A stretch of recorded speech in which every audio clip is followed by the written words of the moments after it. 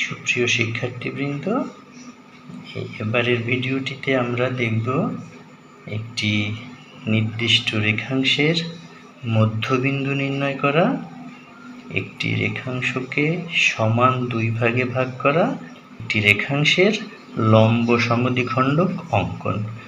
মূলত তিনটি ব্যাপারই আমরা একই ছবির মাধ্যমে দেখতে পাব।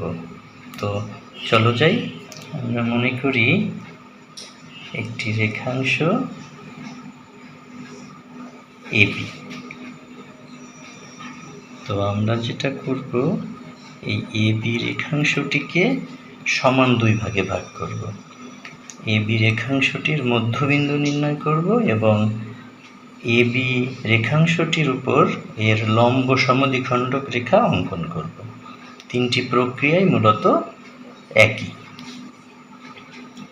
আমরা প্রথমে এ অথবা বি যে কোনো একটা প্রান্তের বিন্দুকে কেন্দ্র করে আনুমানিকভাবে এ বি এর অর্ধেকের থেকে বেশি একটা পরিমাপ নিলাম এবং বিকে কেন্দ্র করে অর্ধেকের থেকে বেশি ব্যাসার্ধ নিয়ে আমরা এ বি রেখাংশের উভয় পাশে দুইটি বৃত্তচাপ অঙ্কন করলাম।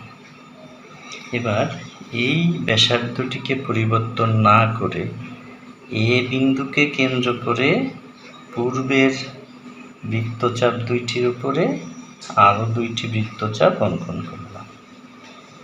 আমরা দেখতে পাচ্ছি এখানে একটা ক্রস এর মতো চিহ্ন হয়েছে। এটাই হচ্ছে মূলত বৃত্তচাপ দুটি ছেদ বিন্দু। এটার নাম দিলাম পি, আর এই যে বিন্দুটা পেয়েছি এটার নাম দিলাম কিউ। এবার আমরা রোলারের সাহায্যে পি কিউ বিন্দু দুটোকে সংযুক্ত করব। তাহলে যে পি কিউ রেখাংশটি এ বিকে আমরা মনে করছি ও বিন্দুতে ছেদ করব। তাহলে এই ও হলো এ বি রেখাংশের মধ্যবিন্দু।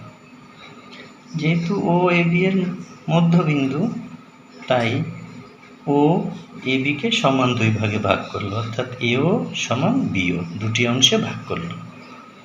আবার পি কিউ এখানে এ বি এর লম্ব সমদ্বিখণ্ডক, অর্থাৎ পি কিউ এ বিকে সমান দুই ভাগে ভাগ করেছে এবং এ বি এর উপর লম্ব হয়েছে।